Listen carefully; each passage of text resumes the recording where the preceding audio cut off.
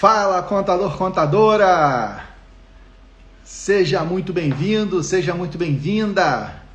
Você está na live de Tira Dúvidas do canal Contabilidade Consultiva, uma live que se chama Fala, contador, contadora. É um momento de você falar, de você perguntar, de você conversar comigo. E eu vou ficar muito feliz se eu puder encontrar com você ao vivo.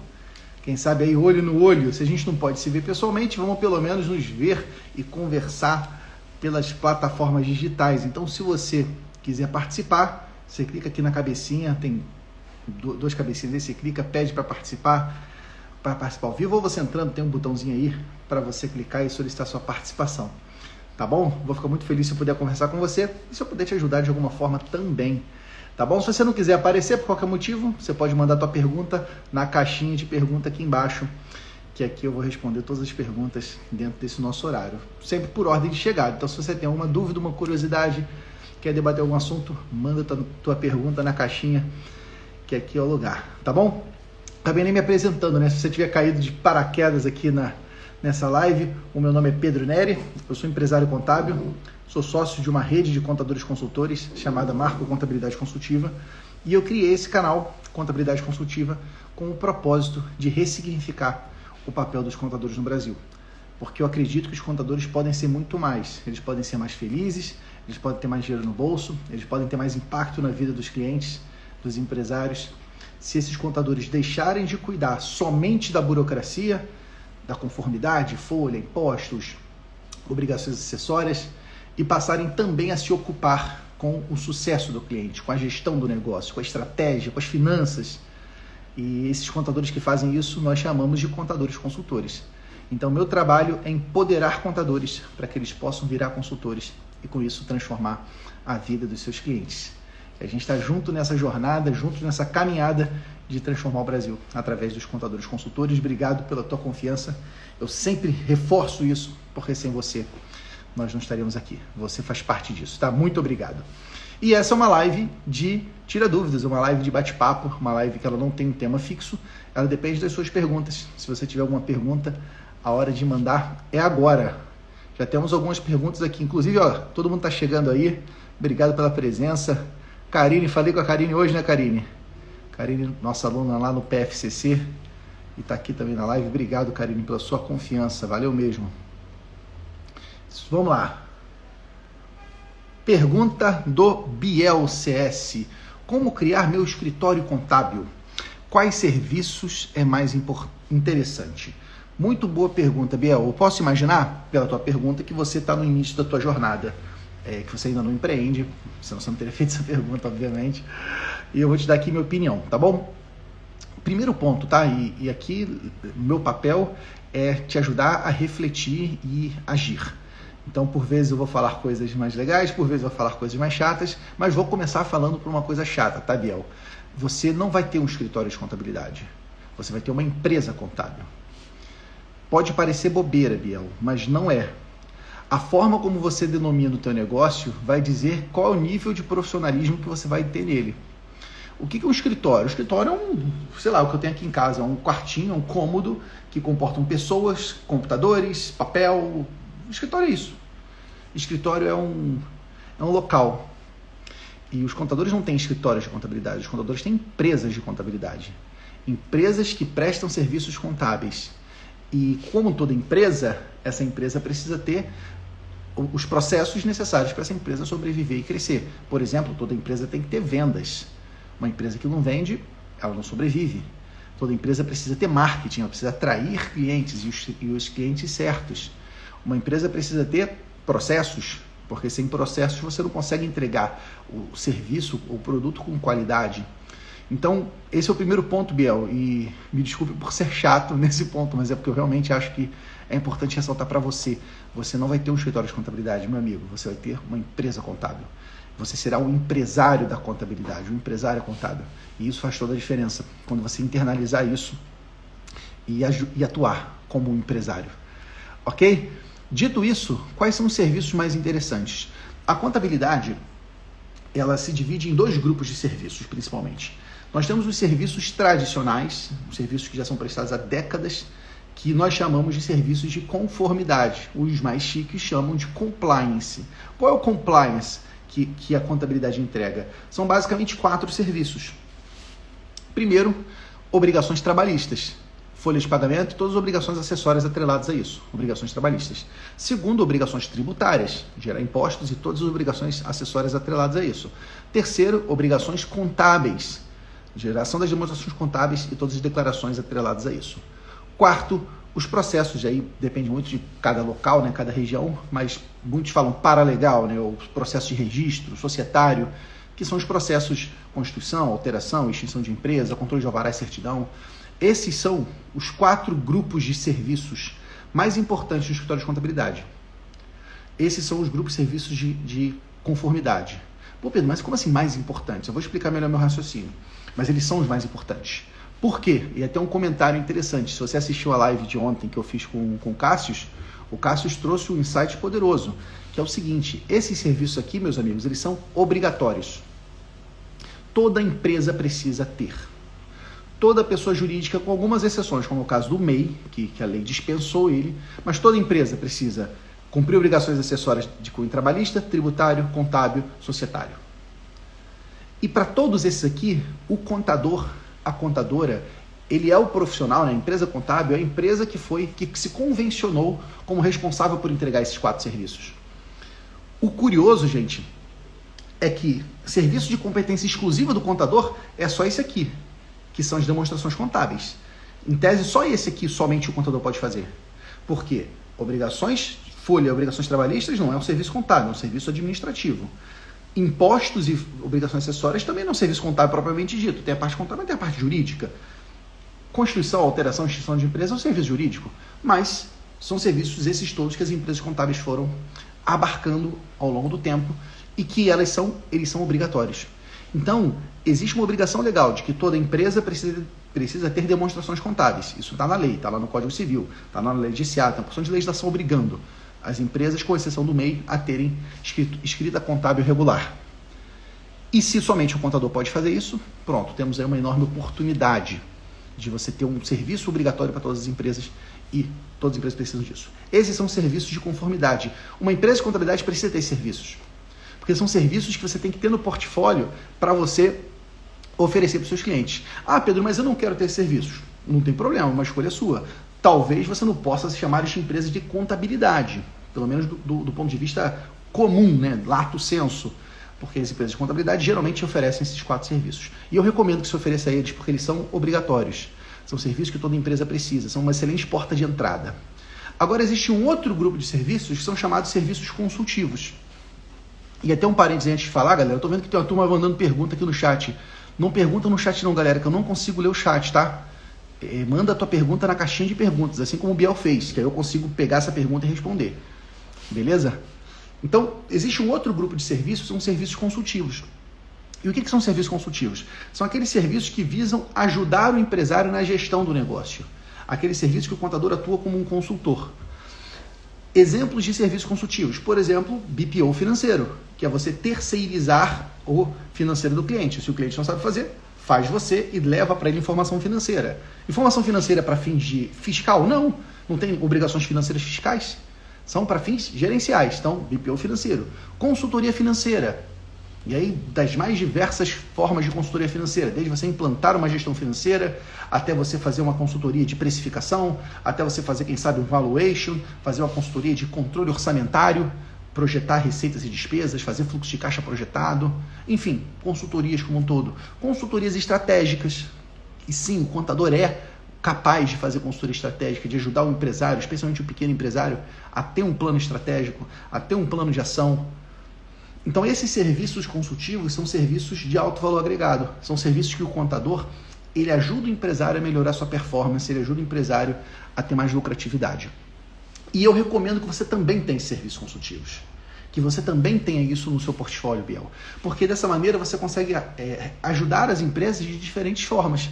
Aquelas empresas que só querem a conformidade, que querem só um serviço básico, você vai ter serviços básicos para oferecer. Claro que nem por isso você vai deixar de dar atenção para elas. Você pode manter contato proativo, levar oportunidades para essas empresas. Por exemplo, por vezes aqui na parte da conformidade, tem uma oportunidade tributária para você recuperar impostos pagos indevidamente, para você fazer planejamento tributário, pagar menos impostos. Até na parte da conformidade tem consultoria. E é muito importante que você domine isso. Mas que você também tenha serviços consultivos, para que naquelas empresas que querem avançar, que querem acelerar, você possa ajudar essas empresas a acelerarem. Ok? Para fechar a pergunta aqui, Biel, a grande questão é a seguinte: onde é que você aprende a fazer isso? Porque, veja, os serviços tradicionais, você não aprende na faculdade, inclusive. A faculdade não te ensina a apurar impostos, a faculdade não te ensina a fechar folha de pagamento. A faculdade te ensina ciência contábil e tudo aquilo que envolve a ciência de contabilidade. Mas não te ensina a prática. Você aprende isso especialmente vivenciando a prática, trabalhando dentro de uma empresa contábil ou de uma empresa que faça processamento fiscal, trabalhista, e você aprender isso na prática. Existem cursos complementares que podem te ajudar, podem acelerar você aprender melhor isso. Mas a prática é a melhor escola da vida nesse caso. A escola da vida prática vai te ensinar. E onde é que você aprende a fazer serviços consultivos? Aí você precisa de treinamentos específicos, porque a prática não vai te ensinar. As empresas de contabilidade de hoje, a gigante maioria não prestam serviços consultivos. Poucas empresas prestam. É por isso que eu tenho o PFCC, o meu treinamento, o Programa de Formação Contador Consultor, que é justamente onde eu ensino como contadores comuns conseguem conquistar clientes e oferecer serviços consultivos, como consultorias, BPO financeiro, saber vender seus serviços. Então aí a recomendação é que você faça o PFCC para você aprender a fazer isso na prática. Beleza, Biel? Então, fechando a tua resposta, cara, você não vai ter o seu escritório de contabilidade, você vai ter a tua empresa contábil, você vai ser um baita empresário bem-sucedido que vai ajudar as empresas a crescerem com serviços de conformidade e com serviços consultivos. Essa é a combinação. Tá bom, Biel? Obrigado aí pela tua presença, cara. Espero ter te ajudado, ter esclarecido alguma dúvida. Deixa eu anotar isso aqui, que foi escritório, serviços. Beleza. Vamos lá, vamos ver se tem mais uma pergunta. Será que tem alguém querendo falar comigo ao vivo? Hoje está todo mundo sem vergonha, ou com vergonha, né? Tem ninguém querendo falar comigo? Hoje, inclusive aqui, choveu tanto, gente, mas choveu tanto. Meu Deus do céu, tudo alagado aqui. A minha cidade de Vila Velha, ela fica meio que abaixo do nível do mar, né? A gente é uma cidade litorânea e tem a praia. Quando chove muito, a água não consegue escoar, porque o nível do mar é alto, a cidade está no nível baixo e tudo inundado, coisa horrível. Péssimo planejamento, mas vamos que vamos.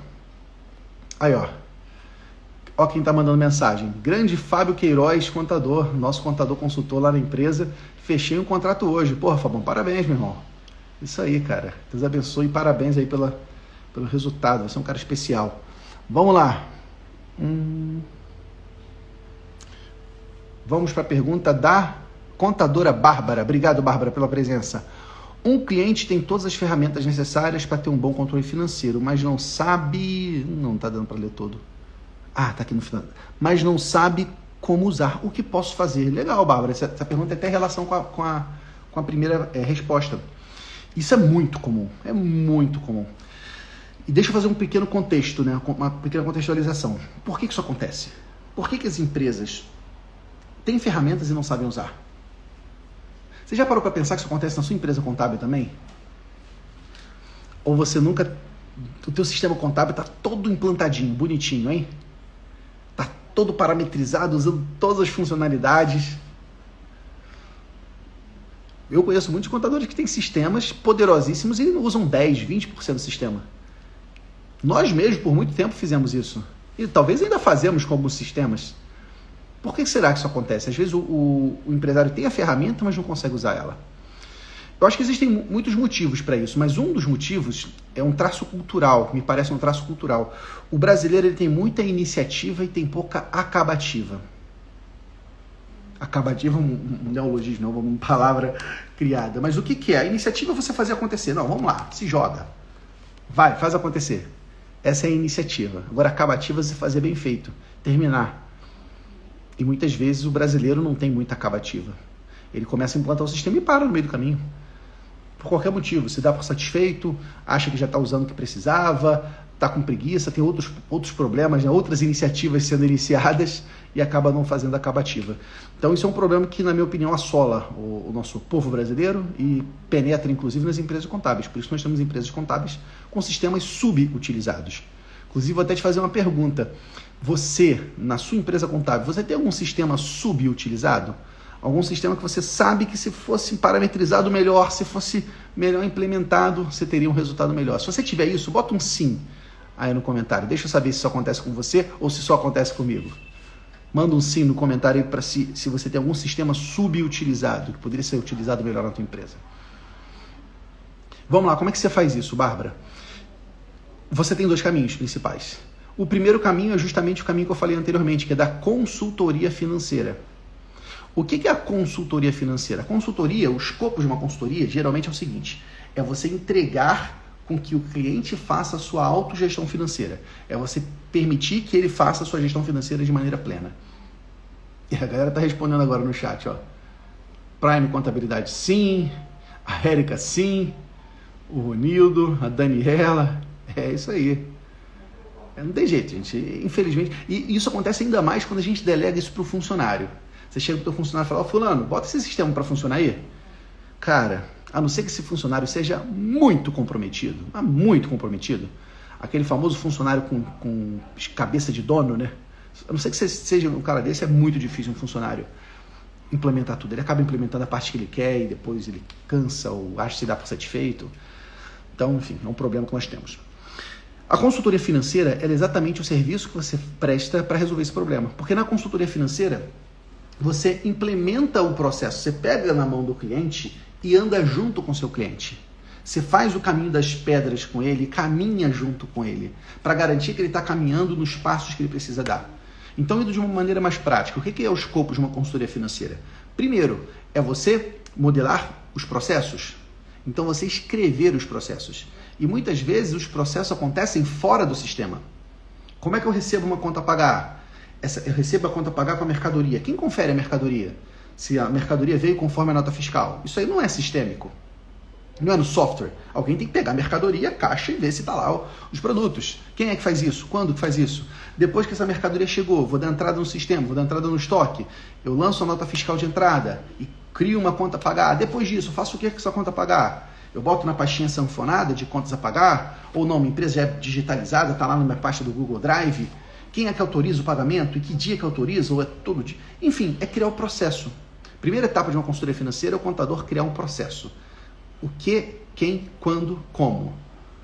O que vai acontecer? Um plano de ação de cada etapa. Então você cria esse processo.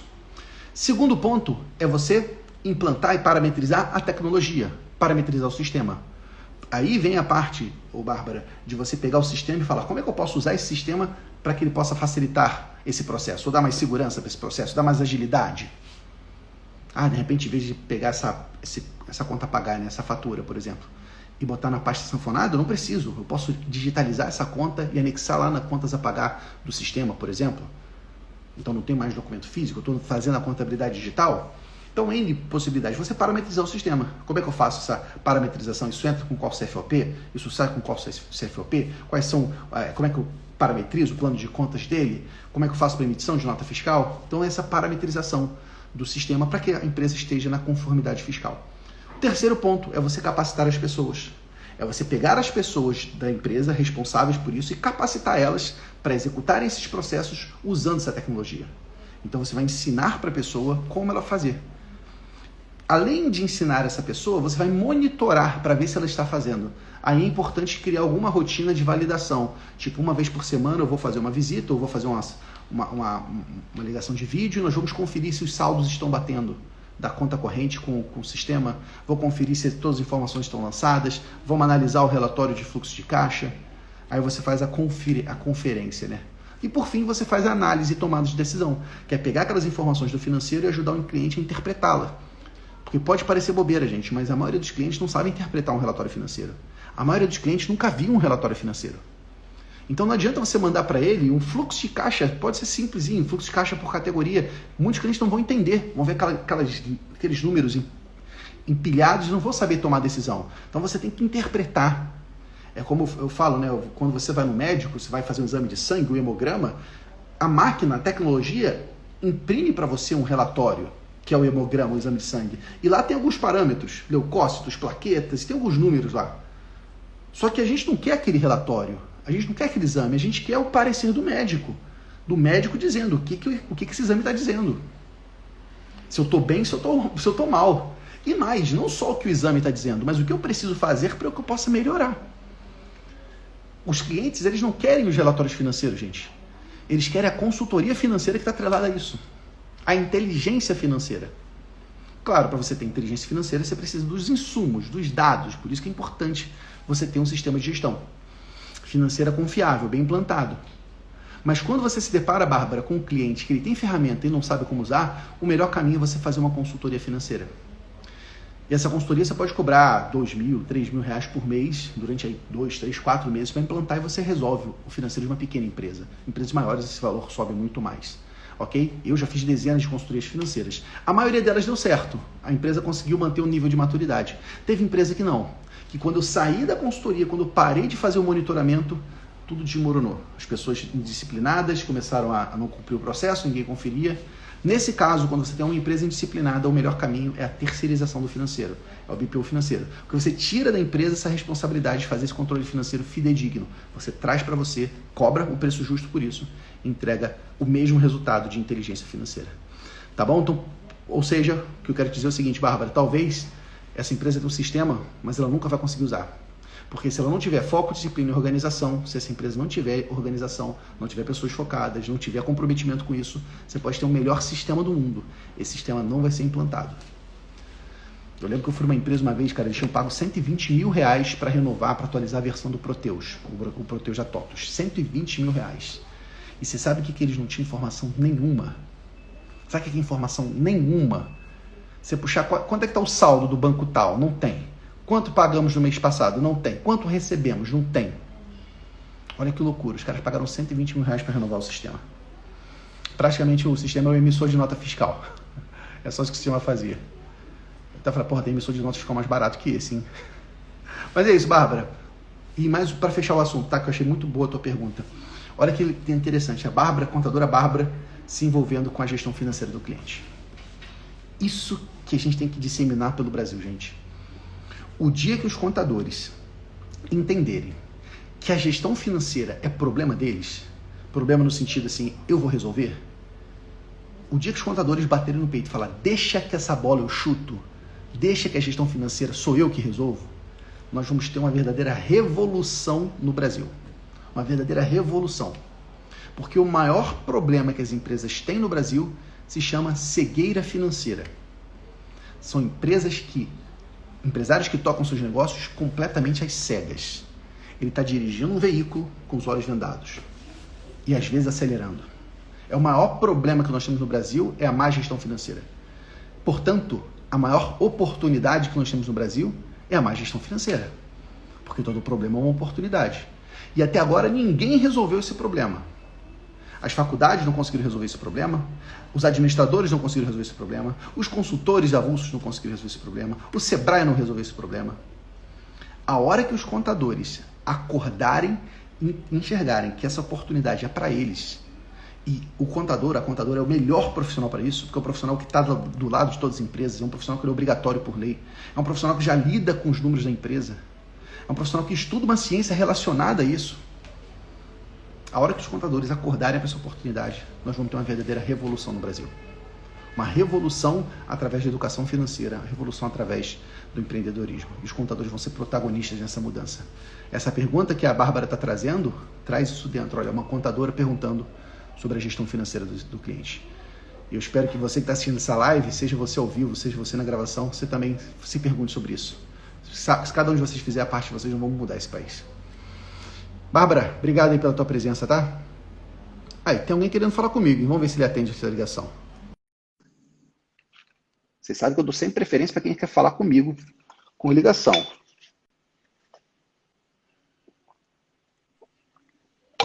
Opa!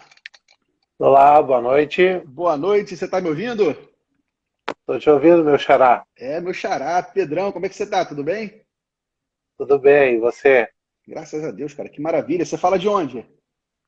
Porto Alegre, Rio Grande Porto do Sul. Alegre. Pô, que legal, cara. Estive aí na tua cidade no passado, ano retrasado, né? A gente fala no passado, já passou um ano. Sim, você vê aqui no Sescom, né? É, você estava no evento? Não, não consegui, infelizmente. Pô, que pena, que pena. Mas foi bem legal, cara. Eu gostei bastante. Fiquei um pouquinho de tempo, mas eu ia voltar. Fui convidado pelo presidente a voltar, mas ele veio essa loucura toda que a gente viveu e os eventos foram todos cancelados. Sim. Não Mas, tomou chimarrão. cara, eu sou doido pra tomar um chimarrão, cara. Eu nunca tomei. Ah, quando tomar vai gostar. É chimarrão e outra coisa que me falaram, cara, que é a costela, né? Que se faz com fogo. Ah, Não o é isso? 12 horas? Esse aí, Isso, bicho. não, Esse 12 horas. aí. É esse que eu vou voltar Vai para querer levar uma provar. na mala. Eu vou voltar para provar isso aí, meu amigo. Depois vocês falam, eu falei, meu Deus, eu preciso provar essa carne. Pelo amor de Deus. Pedrão, seja bem-vindo, cara. Eu sempre faço a pergunta, para quem entra aqui comigo nessa live, eu faço a seguinte pergunta. Se você pudesse encerrar essa ligação, essa live, e encontrar um problema resolvido na tua empresa contábil, que problema seria esse? Hoje no momento seria mais a parte da captação de clientes, né? Assim, como hoje a informação é bem difusa, né? A gente consegue acompanhar bastante informação sobre processos, tudo, e organizando o escritório. O meu calcanhar de Aquiles hoje realmente é a aquisição. Porque a gente fica naquele meio termo, vai ser ativo, vai trabalhar um pouco com embalde, cria conteúdo, não quer ser evasivo. Então hoje realmente o meu calcanhar de Aquiles é a captação. Legal. Mas deixa eu entender um pouco melhor, Pedro. O que você está fazendo hoje, de efetivamente na tua empresa para captar novos clientes? Eu trabalho já sou cliente também da DPG, né? A Marta, o pessoal lá, né? A gente tem o site, tem o Instagram, né? E agora eu estou começando a criar processo para começar a criar conteúdo, né? Gravar vídeos e tudo mais. Legal, legal. Hoje, os clientes que você conquista, eles vêm principalmente por qual origem? Você tem essa clareza? A origem de indicação, né? Porque eu tenho escritório há 3 anos, tá? Sou eu e uma sócia. Ela o nosso caso é meio parecido. Ela que é formada em contabilidade, né? Na verdade, ela foi minha chefe numa situação anterior, né? Eu trabalhei com ela, saí do escritório e 1 ou 2 anos depois ela me chamou para ser sócio dela no escritório novo, Legal. né? Então ela já vem, ela é uma pessoa que tem uma bagagem aí de cerca de 25 anos dentro de contabilidade, né? Então vem bastante por indicação. Ela trouxe um tanto dessa carteira. Legal, legal. Show de bola. Deixa eu dar algumas sugestões para você, dentro desse contexto que você está me passando. E eu acho que isso vai ajudar muitas pessoas que estão nos assistindo também, Pedro, a entender como a internet, como o marketing digital pode ajudar os contadores a prospectarem clientes. Você me disse que você criou um site bacana, que você criou um Instagram, que você está começando a criar vídeos de conteúdo. Mas deixa eu te dizer uma coisa. Essa estratégia de você conquistar clientes através da produção de conteúdo é uma estratégia muito poderosa, muito. Ela é talvez a estratégia que você vai conseguir trazer maior número de clientes para você a longo prazo. Mas é uma estratégia de longo prazo. Ela é uma estratégia que ela depende de tempo para ela acontecer. Para você ter ideia, cara, no marketing digital, fala-se que as ações que a gente executa hoje, elas vão dar retorno em 18 meses. Então, tipo, aquela ação que eu estou fazendo hoje, isso vai dar retorno para a gente efetivo daqui a 1 ano e meio. As coisas não são instantâneas quando a gente fala na produção de conteúdo. Então, se o teu objetivo é produzir conteúdo para conquistar clientes, ou você seta essa expectativa de que essa conquista vai vir em 18 meses, ou você muda a ação. Porque você não vai conseguir conquistar clientes imediatamente com produção de conteúdo. Por N motivos. Primeiro, porque o conteúdo é um conteúdo de ensinar alguma coisa, é um conteúdo de vender. Outra, você tem que distribuir esse conteúdo para que as pessoas possam te conhecer. Isso requer investimento em tráfego, em anúncio no Facebook, no Instagram, no YouTube. Então tem toda uma logística, toda uma estratégia para você executar essa estratégia de produção de conteúdo, que eu, por exemplo, executo, para você conseguir retornar isso em clientes na contabilidade. Então, esse é um primeiro ponto. Você tem que ter clareza que essa estratégia não é uma estratégia de retorno imediato, de você conquistar clientes instantaneamente. Ela não traz clientes instantaneamente. Segundo ponto, uma dica importante para você, Pedro. A produção de conteúdo, ainda mais no ambiente online, ela precisa ser cada vez mais segmentada. Porque se você tenta falar de tudo para todo mundo, você não consegue conectar com as pessoas. Então, de maneira ideal, é você escolher um nicho, um segmento que você quer prospectar e você virar autoridade naquele segmento. E você produzir conteúdo massivo sobre aquele segmento, para você mostrar que você entende daquilo, que você pode agregar. Aí sim você tem resultados. Quando você tem produção de conteúdo segmentada, você tem mais resultado do que quando você tem uma produção de conteúdo dispersa. Vou dar um exemplo para você. Você vai fazer uma campanha para capturar leads. Uma coisa é você fazer, aprenda sobre Simples Nacional. Cara, Simples Nacional é um termo hiper aberto. Pode pegar qualquer pessoa, empresário, estudante. Você vai competir com grandes players do mercado digital. Agora, por exemplo, você pode falar como pagar menos impostos em restaurantes em Porto Alegre, por exemplo. Olha só, nós chamamos isso no marketing de cauda longa. Você sai de um termo grosso, de um termo grande, e você vai para a especificidade, como se fosse a cauda de um dinossauro, a cauda longa. Você vai no específico, como pagar menos impostos em restaurantes em Porto Alegre, por exemplo. Esse conteúdo, por ser específico, ele consegue converter muito mais do que um conteúdo grandão, amplo, que você vai fazer, seja em vídeo, seja em texto, seja em imagem. Então, primeiro de 2 sacadas, Pedro, para você, cara. Setar a expectativa de que essa estratégia de conteúdo ela não traz retorno imediato. Se você esperar isso, você pode se frustrar. Ela traz retorno 18 meses para frente. E segundo, foca em um nicho que você domine, que você queira conquistar clientes e produz conteúdo sobre aquele nicho. No marketing digital, o que dá retorno imediato? Especialmente as estratégias de busca no Google. Porque o que acontece? Quando você fala em produzir conteúdo, Pedro, você está falando em levar a tua imagem para pessoas que não te conhecem. E pessoas que não te conhecem, por vezes, que estão nas redes sociais. As pessoas nas redes sociais, cara, elas não estão procurando contador. Elas estão querendo se divertir, estão querendo ver por que o cara do Big Brother foi desligado com 90 e tantos por cento de desligamento, por que a Carol Conká não sei o quê, por que o fulano... As pessoas Não é porque ele é colorado, né? Ele é colorado? Não é porque ele é... Não, eu sou gremista, mas ele foi dizer porque ele é colorado. Então, é eu e você no domingo contra o Inter, né, cara? Flamengo e Internacional, vamos torcer como nunca. Apesar de estar de vermelho. Apesar de estar de vermelho, isso aí. Uma brincadeira da parte, cara, as pessoas na internet, nas redes sociais, elas estão lá para se divertir, estão lá para se entreter, para conversar com seus amigos. Onde as pessoas estão na internet buscando informação? No Google. É no Google que a pessoa, quando tem um problema, ela digita o seu problema. Nas redes sociais, ela navega. No Google, ela procura. Então, a primeira ação que você tem que fazer, e certamente o pessoal da DPG já está fazendo isso junto com você, é de você ser encontrável no Google. Encontrável, seja no orgânico, para quando a pessoa digitar organicamente, você aparecer no Google, mas principalmente encontrável no tráfego pago, nas buscas pagas. Para quando o camarada digitar contabilidade para restaurantes, e nem precisa colocar em Porto Alegre, mas o Google sabe que está em Porto Alegre. Contabilidade para restaurantes, opa, eu tenho essas palavras, eu estou anunciando essas palavras. A hora que essas palavras forem anunciadas, eu entro lá e apareço como uma das buscas. Então, o que dá na internet resultado mais rápido de conversão é buscas no search, que a gente chama, no Google Search. É você entrar na busca de palavras no Google. Para fechar essa parte, meu amigo, não impede você fazer os dois. Inclusive, o mais recomendado é que você faça os dois. Que você tenha uma estratégia de produção de conteúdo, de distribuição de conteúdo, de atrair pessoas. Show, isso vai te dar autoridade, vai te dar audiência.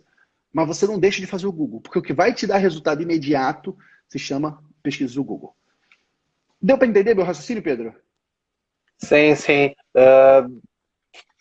Trabalhando em cima disso, te fazer uma outra pergunta, assim, sobre o que tu acha sobre o cold email, né? Aquele e-mail de marketing, utilizando o AIDA, né?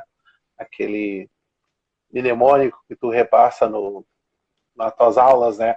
Esse e-mail de marketing, ou tu acha mais efetivo o e-mail, a ligação ou o WhatsApp, que está na moda, né? De repente um texto mais direto, algo mais gráfico, o que tu me sugeres? O problema do e-mail, cara, é o seguinte, as taxas de abertura de e-mail estão muito baixas. Você tem ideia, dados gerais, as taxas de abertura de e-mail são de 5%, menos de 5% dos e-mails são abertos. Mais de 95% dos e-mails não são abertos. As ferramentas de e-mail marketing, elas conseguem traquear, né, quando o e-mail é recebido, mas não é aberto. Então, o problema do e-mail não solicitado, né, que pode até ser classificado como spam, é porque você tem pouca efetividade. Você está mandando mensagem para a pessoa que dificilmente vai abrir o teu e-mail. E se abrir, ele vai interagir. É muito melhor você fazer, se for fazer estratégia de abordagem ativa, você fazer estratégia de abordagem que você consiga forçar a atenção do cliente. Por exemplo, uma ligação telefônica. Você ligar para o cliente, você mandar um WhatsApp, apesar do cara também poder ler e te ignorar, também é possível no WhatsApp. O e-mail, ler e ignorar é quase certo. Quando lê, né? A maioria das pessoas tem caixa de e-mail lotada e quando elas leem e-mails. Então, assim, é uma estratégia que tem pouca efetividade. Você pegar uma lista de e-mail e disparar e-mail para essa lista toda, sem autorização dessa lista, inclusive tem algum risco aí agora com a Lei Geral de Proteção de Dados, que é como é que você pegou essa base de e-mail, né? Se você tinha autorização para fazer isso. Então tem também um novo componente nessa equação, que é a LGPD, que em tese ela veda esse tipo de ação, a não ser que ele tenha te dado o consentimento. Você tenha prospectado esse lead, por exemplo, num e-book, o cara te deu os dados dele, ela te deu os dados dela, e aí você manda o e-mail, aí não tem problema nenhum. Agora, você fazer isso direto é algo que pode vir a dar algum tipo de problema, até mesmo de natureza jurídica. Então, assim, é uma ação que tem pouca efetividade, Pedro. É melhor você, se for fazer essa prospecção ativa, é melhor você escolher um nicho, segmentação é muito importante. As empresas contábeis que mais crescem, elas estão tratando em segmentação, porque eles viram autoridades instantâneas. Uma vez que você está na segmentação, você começar a fazer eventos, momentos para aquele nicho. Então, por exemplo, vou participar, fazer uma live com um conselho profissional, vou fazer uma live com a associação de empresas, eu vou mandar um e-mail. Dando até um exemplo bobo que a gente fez ano passado. Esse período de imposto de renda, a gente colocou contadores de plantão no Conselho Regional de Medicina Veterinária. Falou, olha, veterinário, se você tiver problema, com alguma dúvida sobre o imposto de renda, os nossos contadores estão aqui à disposição para você, para te esclarecer. Aí o Conselho Regional disparou um e-mail para milhares, todos os veterinários do Espírito Santo, falando que tinha esse plantão. E aí a gente ganha autorização e autoridade, né, para a gente tratar com esses empresários e ter esse tipo de conversa. Então, assim, a prospecção ativa, na minha opinião, para ela funcionar, ela tem que ser segmentada. Você tem que trazer alguma isca poderosa que chame a atenção dessa pessoa, alguma oportunidade tributária que ele pode explorar, alguma informação que ele não sabia, e aí com isso você conseguir prospectar esse cliente de maneira ativa, que não seja exatamente no marketing digital, né, distribuindo anúncios e tal, que funcionam, como eu disse. Só que eu sugiro que você comece pelo Google, que é onde as pessoas estão procurando para resolver seus problemas. Deu para entender o raciocínio, cara? Sim, sim, bem claro. É bacana que você está muito bem assistido, cara. O Grupo DPG é uma agência que é especializada em marketing para empresas contábeis. Então, tudo isso que eu estou falando, eles dominam. É só uma questão de alinhamento de expectativa, de você também deixar isso claro para eles. O site é muito importante, você ter um site vendedor, um site que consiga converter clientes, um site que consiga reter as pessoas. Então, isso tudo é um composto e você tem que entender, como eu falei no início, meu amigo, que o marketing digital ele é um investimento de médio e longo prazo. Ele não dá retorno imediato, assim, cara, botei meu site no ar, vou começar a prospectar clientes. Não é assim. Você precisa de investir para distribuir sua imagem, para você levar anúncios para as pessoas irem no teu site, você tem que ter um conteúdo atrativo. Então é um trabalho de formiguinha que requer tempo, mas ele é das formas de prospecção de clientes, é a que prospecta clientes com mais velocidade. Sim. Não, eu também entendo assim que a ligação, né, seria algo mais direto, algo, vamos dizer assim, mais escalável. Mas isso também a gente vê, assim, falando na câmera, uma conversa, a gente desenvolve. Às vezes no telefone a gente tranca um pouquinho, mas isso com o tempo vai melhorando, né? Cara, tem uma estratégia que ela é muito poderosa e talvez você consiga aplicar ela no teu negócio junto com a sua sócia e ela vai valer para todo mundo. Por vezes a gente acredita que só dá para prospectar clientes pela internet. Mas isso não é verdade. Você pode prospectar muitos clientes por canais que não são pelas redes sociais ou pelo Google. Então, uma coisa que é muito legal é o seguinte: com os teus clientes, vou replicar um processo, tá bom? Que a gente faz lá na Marco, que eu aprendi isso com outro empresário contábil, mas que você pode fazer na sua empresa também. Você pegar os teus clientes, deu um barulho aqui agora. Você pegar os seus clientes satisfeitos, Pedro, e ligar para eles: ô, João, tudo bem? Pô, aqui é o Pedro, eu tô te ligando para saber como é que estão as coisas com você. Tá tudo bem? Tem alguma coisa que eu posso te ajudar? Como é que tem sido o serviço nesses últimos meses? Você está gostando?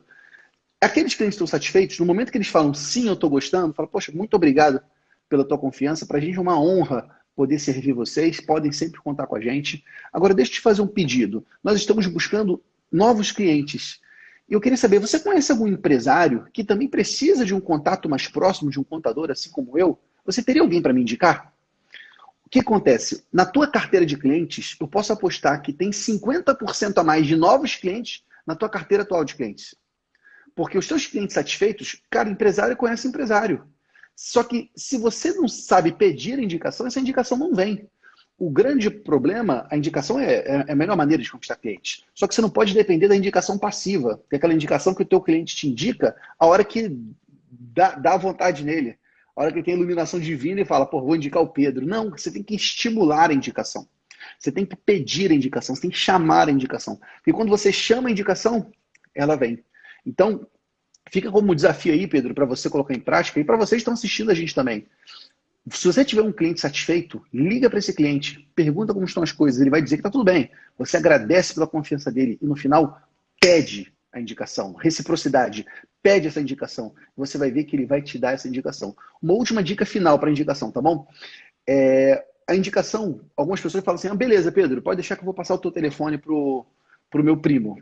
Só que qual é o problema dessa história? Quando você deixa outra pessoa passar o telefone, ele pode esquecer de passar. Ou mesmo ele pode até passar o teu telefone para o primo dele, que tem uma empresa. Mas o primo dele não vê aquilo como prioridade, simplesmente não te liga, não te retorna. Então, sempre quando você pedir indicação, tenta pegar o contato dessa pessoa. Fala, poxa, João, obrigado pela confiança. Pode ter certeza que vai ser muito bom poder ajudar o teu primo a crescer também. Me passa o contato dele que eu vou mandar uma mensagem pelo WhatsApp me apresentando e eu peço para marcar um horário que for melhor para ele. O que eu quero dizer? Chama você o contato do cliente. Pega o contato desse cliente. Não deixe que ele passe o teu contato, porque senão a chance dele esquecer, dele procrastinar, ou do outro lado, do primo dele que foi indicado, por exemplo, não entrar em contato, também é uma chance muito grande. Então, na negociação, sempre você dá as cartas. Você nunca deixa o poder na mão do outro lado, porque senão o outro lado pode te enrolar. Fez sentido, Pedrão? Fez. A gente até tem um processo parecido. Quando a gente entra o cliente, alguma coisa assim, a gente tem um programa de indicação. A gente dá um desconto na mensalidade, ou até mesmo se for o honorário for parelho, né, a gente acaba dando aquele mês, né? Só que aí tem essa falha no processo que não é parecido com o teu. A gente faz isso, só que a gente não puxa, né? A gente diz isso no início e acaba, óbvio, o cliente vai esquecer. Ele então, olha só, de algumas coisas, ele esquecer, né? Eu vou te dar uma dica agora, que é uma dica poderosa. Preste atenção nessa dica. Eu só aprendi com... Ai, meu pai, falta o... Eu vou lembrar. O nome dele está na boca, na ponta da língua, mas eu vou lembrar. A dica que ele me deu, que a gente plantou, que é maravilhosa. Quando você pega um novo cliente, geralmente quando você pega um novo cliente, o cliente ele vem cheio de expectativas. Se você faz um atendimento qualificado, logo no início esse cara vai ficar muito feliz. Fala, caramba, que legal, cara. Troquei de contador, tá tudo certo. Pô, o pessoal já me ajudou com a parte dos impostos, já me explicou legal como é que funciona isso, já entendi que tem aqui qualquer dúvida eu posso consultar o Pedro e tal. Você faz um atendimento inicial muito bom. O que o pessoal faz?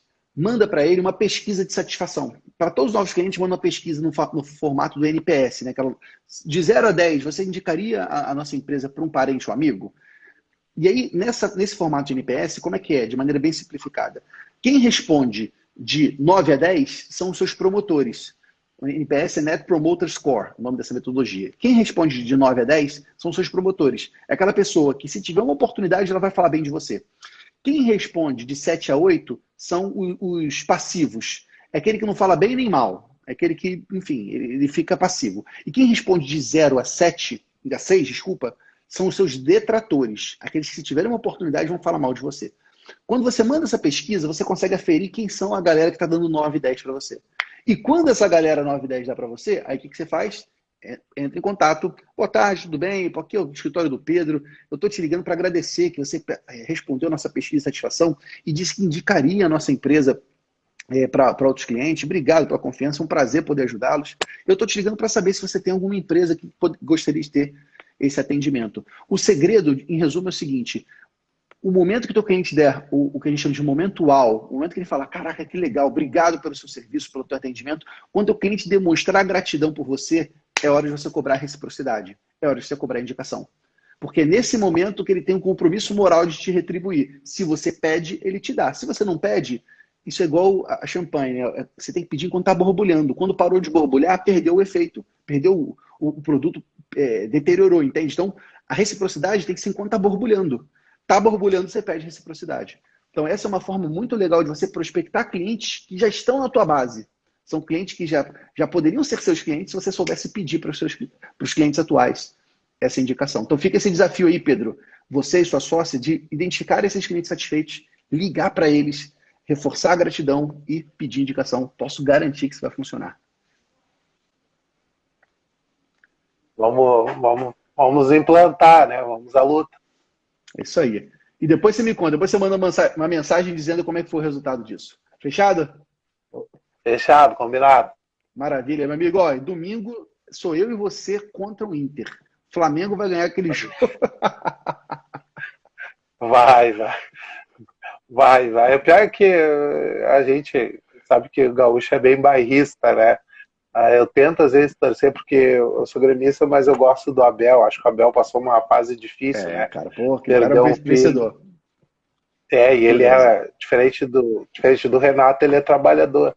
Mas aí eu tento torcer, mas chega na área eu não consigo. É fogo. É isso aí, Pedro. Obrigado aí, cara, pela presença. Sucesso para você, para tua sócia. Deus continue abençoando aí. Obrigado, só tenho a te agradecer, Deus, que eu comecei a te seguir. Eu tenho tido bastante insight assim, de ti. Eu só tenho a te agradecer. Que legal. Valeu mesmo. Até breve, meu amigo. Tchau, tchau. Um abraço. Tchau. Abração. Maravilha. Vamos ver se dá tempo de responder alguma pergunta aqui ainda da caixinha, hein? Vamos lá.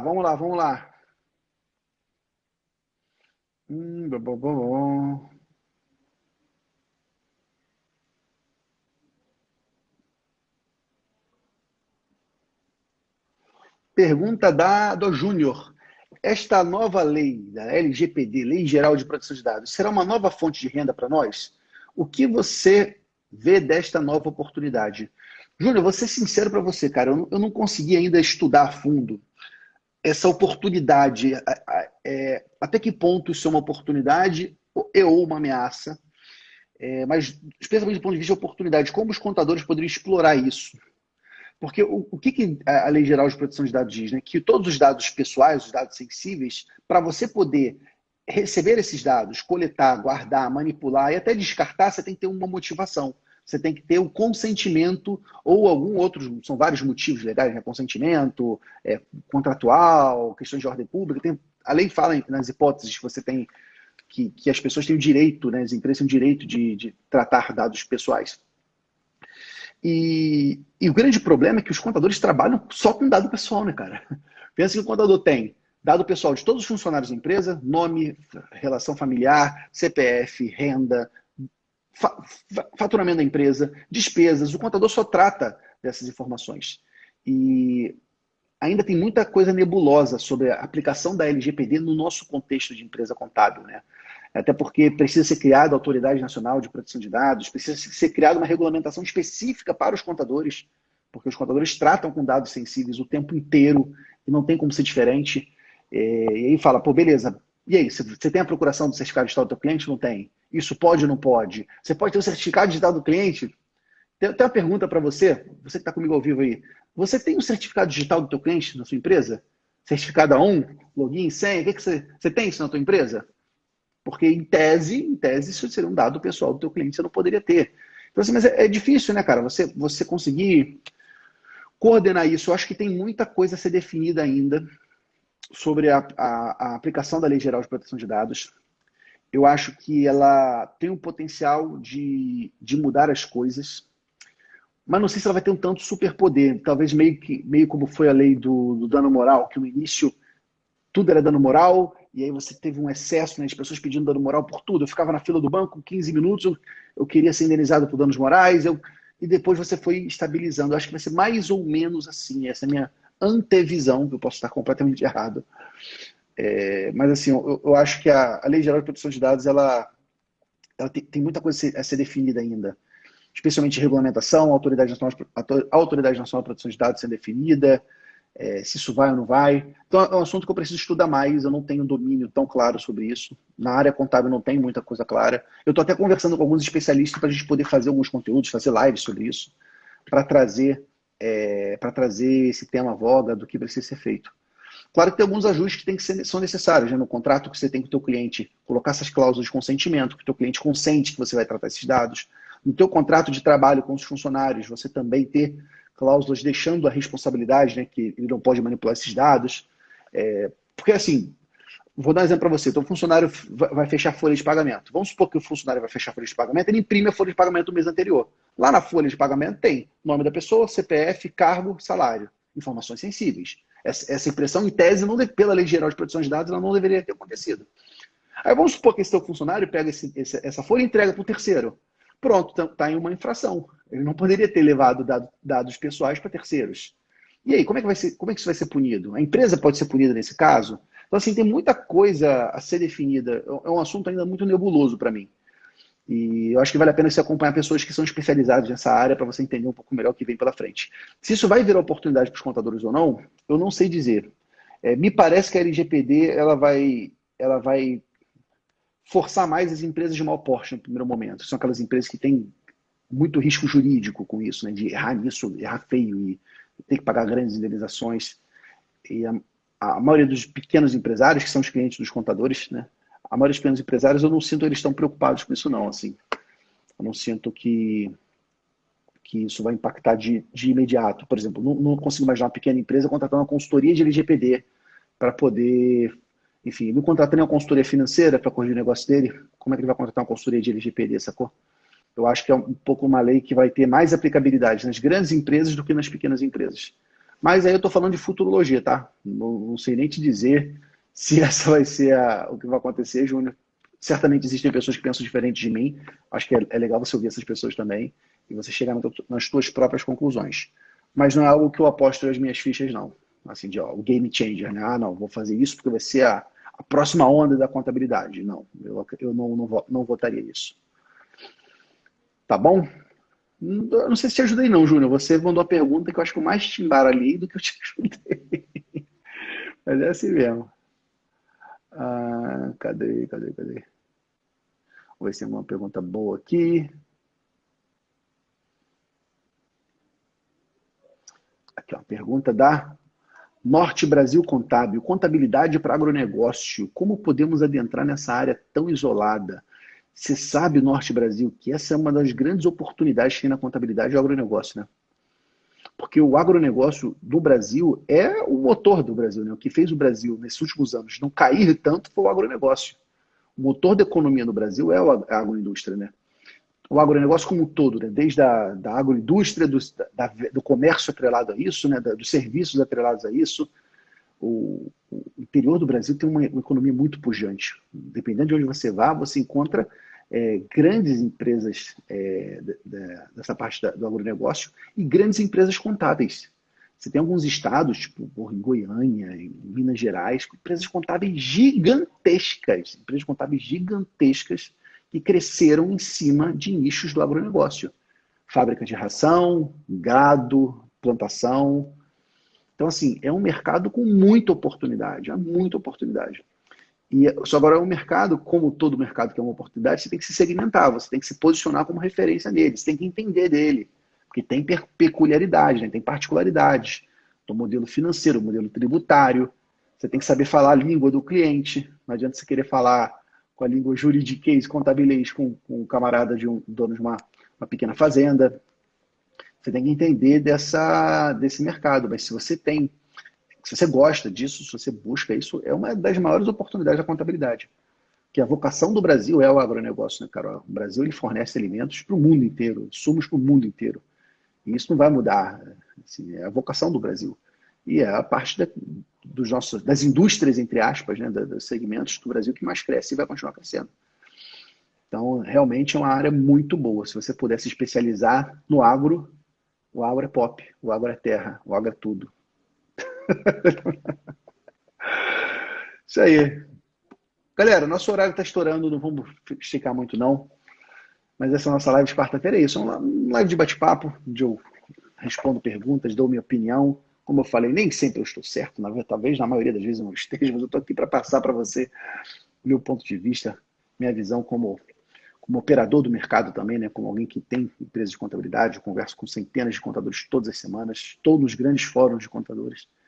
Meu objetivo é sempre trazer para você conhecimento, trazer essa mesa, esse debate, para que você nunca mais esteja sozinho, para que você tenha com quem conversar, para que você possa debater o mercado, para que você possa aprender e também ensinar, porque todos nós temos como aprender e ensinar uns com os outros. Tá bom? Espero que vocês tenham gostado.